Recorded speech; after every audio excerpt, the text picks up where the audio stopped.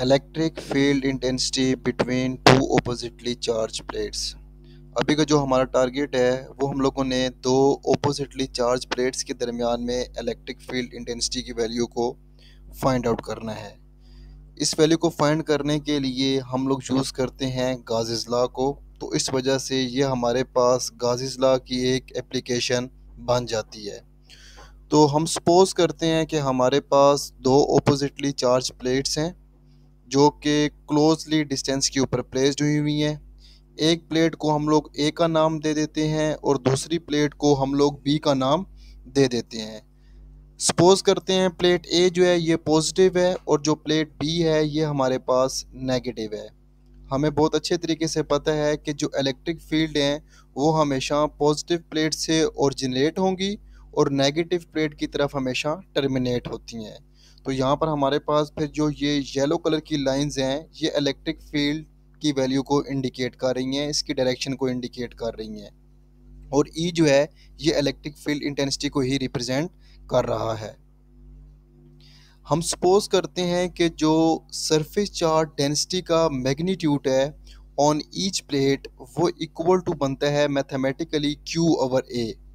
Sigma indicating the surface charge density, Q indicating the charge and A indicating the area of plate. From this equation we can find the value of charge which is equal to sigma into A हमारे पास बन जाता है।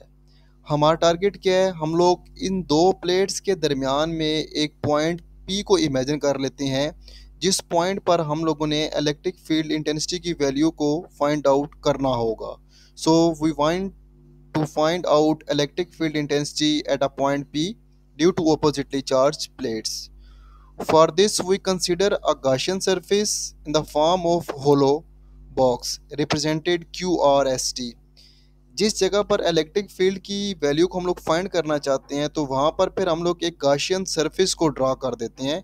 यहाँ पर ये जो Gaussian surface हम लोग ड्रा कर रहे हैं ये ड्रा करेंगे इन the form of close rectangle which is QRST। हमारा टारगेट क्या होगा कि हम लोगों ने इस गाशियन सरफेस की चारों साइड्स पर इलेक्ट्रिक फ्लक्स की वैल्यू को फाइंड करेंगे। जब इस इलेक्ट्रिक फ्लक्स की वैल्यू को फाइंड करेंगे तो फिर आखिर में हम लोग इसको गाजिस लॉ के साथ कंपेयर करवा देंगे। तो हमारे पास यहाँ पर अगर देखा जाए तो इसकी चार साइड्स बनती हैं। एक साइड हमारे पास क्यू आर है तो सबसे पहले हम लोग इस साइड पे फ्लक्स को फाइंड करेंगे। So flux through the side R Q या फिर क्यू आर। अब अगर देखा जाए तो जो ये सरफेस है ये इस प्लेट के इन साइड पर एग्जिस्ट कर रही है। तो याद रखिएगा इन साइड द प्लेट जो इलेक्ट्रिक फील्ड होती है वो हमेशा हमारे पास ज़ीरो होती है। तो अगर हम यहाँ पर गाजिस लॉ की फॉर्म को लिखें तो वो हमारे पास इलेक्ट्रिक फ्लक्स की जो बेसिक डेफिनेशन के अकॉर्डिंग सॉल्व करें तो ये बनता है E dot A where E indicating the electric field intensity and A indicating the area where this symbol phi 1 indicating the electric flux through side R Q। जिसको हम लोगों ने फर्स्ट साइड बोला हुआ है तो इस वजह से यहाँ पर जो फ्लक्स है वो 1 से हम लोग रिप्रेजेंट करेंगे। अब क्योंकि इलेक्ट्रिक फील्ड जो है वो inside the metal plate zero है तो उसकी जगह पे जीरो सब्स्टिट्यूट करवा देंगे। तो इससे जो हमारे पास फ्लक्स आएगा due to the side R Q वो इक्वल टू ज़ीरो के आ जाता है जी। इसी तरीके से हम लोगों ने जो रिमेनिंग साइड्स हैं लाइक एस आर और टी क्यू इन दोनों साइड्स के ऊपर भी हम लोग फ्लक्स फाइंड करेंगे। अगेन फिर हम लोग यहाँ पे अगर देखें तो एस आर और टी क्यू इन दोनों साइड्स पे जो एरिया आता है वो इलेक्ट्रिक फील्ड के परपेंडिकुलर है। अब यहाँ पर देखा जाए तो एरिया इस साइड पर है और अगर आप एस आर वाले साइड पे देखें तो इसका एरिया ऑपोजिट साइड पे है।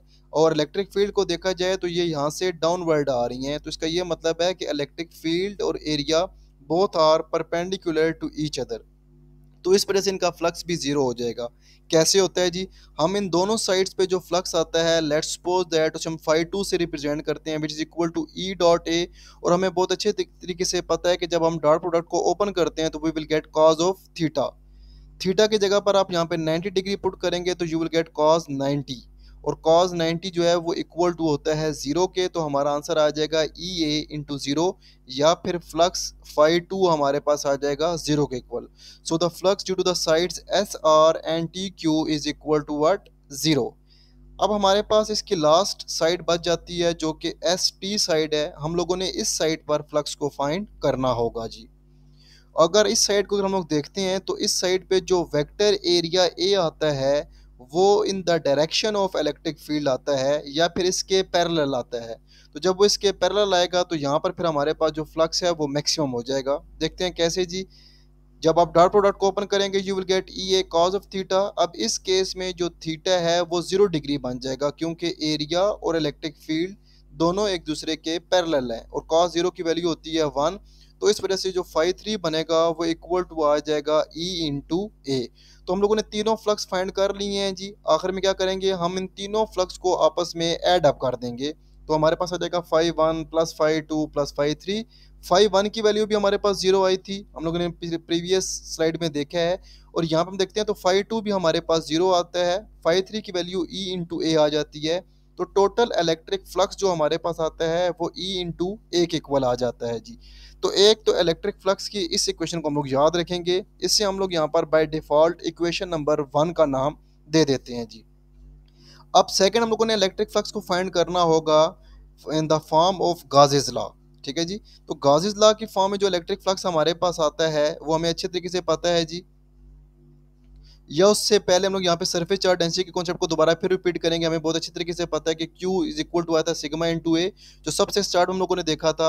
और फिर अगर हम लोग गाजिस लॉ को अप्लाई करते हैं, जो भी आपको बात पहले मैंने बताई है, तो गाजिस लॉ की जो डेफिनेशन है वो होती है 1/एप्सिलॉन not times total charge enclose by the body. ठीक है जी। अब यहाँ पे जो टोटल चार्ज हमारे पास आता है वो आता है सिग्मा इंटू ए के इक्वल आ जाता है। तो आप इस चार्ज की जगह पर सिग्मा इंटू ए पुट कर देंगे तो ये आप लोगों के पास फिर इलेक्ट्रिक फ्लक्स की वैल्यू आ जाएगी in the form of Gauss's law. अब इसको हम लोग कहते हैं इक्वेशन नंबर 2। एक इलेक्ट्रिक फ्लक्स अभी आप लोगों ने प्रीवियस स्लाइड में फाइंड किया है जो कि हमारे पास सिंपल ई ए के इक्वल आया है, और दूसरा इलेक्ट्रिक फ्लक्स आप लोगों ने यहाँ पर देख लिया है। दोनों को आपस में कंपेयर करेंगे तो आप लोगों के पास फिर ये इक्वेशन बन जाती है। अब इस इक्वेशन के अंदर देखें तो एरिया जो है वो एरिया को क्या क्या कर देगा, कैंसिल आउट कर देगा। तो आप लोगों के पास जो इलेक्ट्रिक फील्ड रह जाएगी वो 1/एप्सिलॉन नॉट टाइम्स सिग्मा या सिग्मा/एप्सिलॉन नॉट टाइम्स आ जाती है हमारे पास जी। तो ये हमारे पास बेसिकली मैग्नीट्यूड है उस इलेक्ट्रिक फील्ड का जो कि दो ऑपोजिटली चार्ज प्लेट्स के दरमियान में पाई जाती है। अब अगर हम लोगों ने इसी इलेक्ट्रिक फील्ड को वेक्टर फॉर्म में लिखना होगा तो डेफिनेटली हमें यहाँ पे यूनिट वेक्टर की ज़रूरत पड़ेगी। और ये जो यूनिट वेक्टर है ये बेसिकली इंडिकेट कर रहा होता है किस चीज़ को जी, direction of electric field intensity को।